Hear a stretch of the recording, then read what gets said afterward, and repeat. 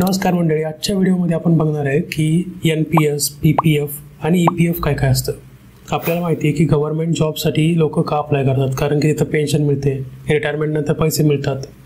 ह्या सगळ्या गोष्टी प्रायव्हेट लोकांना नाही मिळत, पण ह्या जर का आपल्याला पण पाहिजे असतील जे प्रायव्हेटमध्ये, तर त्यांच्यासाठी ह्या स्कीम्स अवेलेबल आहेत जे गव्हर्नमेंटच्या आहेत। एक आहे PPF, दुसरा आहे EPF आणि तिसरा आहे NPS। आजच्या व्हिडिओमध्ये आपण पहिल्या दोन गोष्टींबद्दल बघणार आहे, जे आहे EPF आणि PPF। तर मग EPF म्हणजे काय? EPF म्हणजे एम्प्लॉई प्रोव्हिडंट फंड आणि PPF म्हणजे पब्लिक प्रोव्हिडंट फंड। आता नावावरून तुम्हाला कळालं असेल की EPF मध्ये जे लोक एम्प्लॉई आहेत, म्हणजे जे कुठल्या तरी कंपनीमध्ये काम करतात, तेच इन्व्हेस्ट करू शकतात। आणि दुसरं म्हणजे PPF म्हणजे पब्लिक प्रोव्हिडंट फंड, आणि PPF मध्ये कोणीही इन्व्हेस्ट करू शकतं। जे पण सगळे इंडियामधले रेसिडेंट्स आहेत ते सगळे इन्व्हेस्ट करू शकतात, एक्सेप्ट NRI लोक। मग तुम्ही रिटायर्ड असो, तुम्ही एखाद्या स्टार्टअपमध्ये काम करत असो, सगळेजण यामध्ये इन्व्हेस्ट करू शकतात। आता आपल्याला कळालं की EPF आणि PPF म्हणजे काय। आता बघूया की यामध्ये इन्व्हेस्टमेंट का करायची। तर पहिली गोष्ट म्हणजे EPF आणि PPF हे दोन्हीही गव्हर्नमेंटनी एस्टॅब्लिश केलेले प्रोडक्ट आहेत।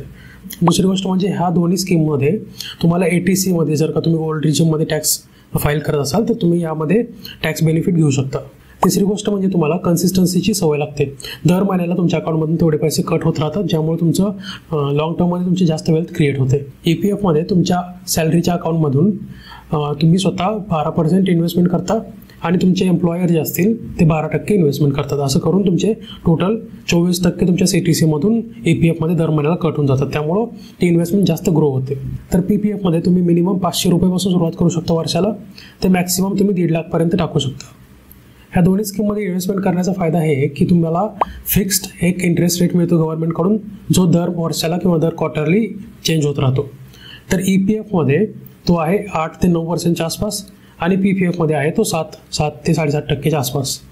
त्यासोबतच जेव्हा पण तुम्ही हे पैसे विथड्रॉ करणार असाल तर त्यावरती टॅक्स लागत नाही, पण त्यासाठी काही कंडिशन आहेत, ते आपण व्हिडिओच्या शेवटी बघूया। तर पुढचा पार्ट समजून घेण्याच्या आधी जर का तुम्हाला असे व्हिडिओ आवडत असतील ज्यामध्ये मी फायनान्स आपल्या मराठी भाषेमध्ये सिंपल पद्धतीने एक्सप्लेन करतो, तर या चॅनलला सबस्क्राईब करा। जर का हा व्हिडिओ तुम्हाला आवडला असेल तर व्हिडिओला लाईक करा, आणि जर का तुम्हाला हा टॉपिकबद्दल काही डाऊट असतील तर मला कमेंटमध्ये नक्की विचारा। आता आपण बघूया की हे पैसे विथड्रॉ कसे करायचे। आता EPF मध्ये काही कंडिशन्स आहेत, तुम्ही असं कधी पण जाऊन ते विथड्रॉ नाही करू शकत। तर टोटल 5 कंडिशन जेव्हा तुम्ही विथड्रॉ करू शकता। पहिली आहे की तुमच्या रिटायरमेंट नंतर ऑब्व्हियसली। दुसरी आहे जर का तुम्ही रिझाईन केलं एका जॉबवरून आणि तुम्हाला 3 महिन्यापर्यंत कुठे जॉब मिळाला नाही तर तुम्ही ते पैसे विथड्रॉ करू शकता। तिसरी गोष्ट, जर का तुम्ही घर घेताय तर त्या घरासाठी तुम्ही हे पैसे विथड्रॉ करू शकता। चौथी गोष्ट आहे मेडिकल इमर्जन्सीसाठी, म्हणजे समजा कोविड आला आहे किंवा काही अशी मेडिकल इमर्जन्सी ज्यासाठी तुम्हाला पैसे लागणार आहेत, तर तेव्हा तुम्ही हे पैसे विथड्रॉ करू शकता। आणि पाचवी गोष्ट जी म्हणजे तुम्ही जर का एखाद्या कंपनीमध्ये 5 वर्षापेक्षा कमी जॉब केला आणि तुम्ही पैसे विथड्रॉ करायला ट्राय करताय तर तुम्ही त्यावरती टॅक्स पे करता। पण जर का तुम्ही एखाद्या कंपनीमध्ये 5 वर्षापेक्षा जास्त काम केलं आहे तर तुम्ही जेव्हा पैसे विथड्रॉ करता त्यावरती तुम्हाला टॅक्स पे नाही करायला लागत। आता हे झालं EPF बद्दल।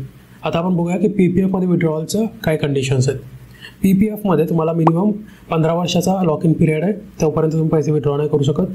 तिथून पुढे तुम्ही दर 5 वर्षाला तुमचं PPFचं अकाउंट एक्सटेंड करू शकता। जर का तुम्हाला PPF मधून पैसे विथड्रॉ करायचे असतील तर तुम्हाला मिनिमम 7 वर्ष थांबावं लागतं, त्यानंतर तुम्ही पार्शियली विथड्रॉ करू शकता।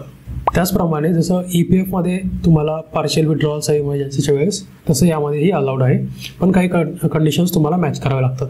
त्यासोबतच तुम्ही PPFच्या अकाउंटवरती लोनसुद्धा काढू शकता, जेव्हा तुम्ही 3 ते 6 वर्ष तुम्ही PPF मध्ये कंटिन्युअस इन्व्हेस्टमेंट केली आहे, त्यानंतर तुम्ही त्यातून लोनही काढू शकता। आता आपल्याला कळलं की विथड्रॉल कसं करायचं, PPF काय असतं, EPF काय असतं, त्यातून काय बेनिफिट मिळतात। आता हे बघूया की ह्याच्यावरती अकाउंट कसं काढायचं। EPF साठी तुम्हाला जॉब असणं गरजेचं आहे, हे फक्त तुमचा एम्प्लॉयर्स क्रिएट करू शकतो। जेव्हा तुम्ही जॉब लागता आणि तुम्ही अशा कंपनीमध्ये असता ज्याच्यामध्ये 20पेक्षा जास्त एम्प्लॉय आहेत, तर त्या कंपनीला EPF अकाउंट काढणं गरजेचं असतं। पण PPF मध्ये तुम्ही स्वतः अकाउंट काढू शकता, त्यासाठी तुम्ही बँकेत जाऊन किंवा पोस्ट ऑफिसमध्ये जाऊन हे अकाउंट काढू शकता किंवा ऑनलाईनही करू शकता। ह्या व्हिडिओवरून तुम्हाला समजलं असेल की EPF आणि PPF मध्ये तुम्ही इन्व्हेस्टमेंट करून तुमची रिटायरमेंट कशी सेव्ह करू शकता, कशी तेव्हा तुम्ही पेन्शन मिळवू शकता, रिटायरमेंट सुखकर करू शकता। जर का हा व्हिडिओ आवडला असेल तर व्हिडिओला लाईक करा, चॅनलला सबस्क्राईब करा, आणि जर का तुम्हाला काही डाऊट असतील तर मला कमेंटमध्ये नक्की विचारा। Thank you for watching, stay curious, bye bye.